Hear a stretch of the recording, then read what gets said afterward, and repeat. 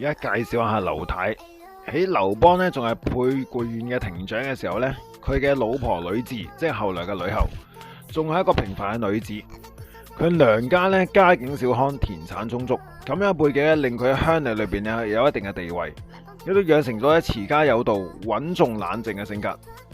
老公劉邦游手好閒，中意飲酒，成日都惹是生非，係沛縣有名嘅無賴廢中。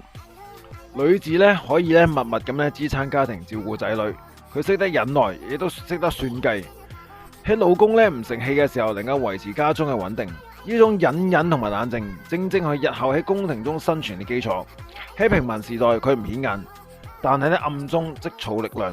當亂世嚟臨，劉邦憑膽識走上舞台，而呂雉憑內心同智慧等待屬於自己嘅時機。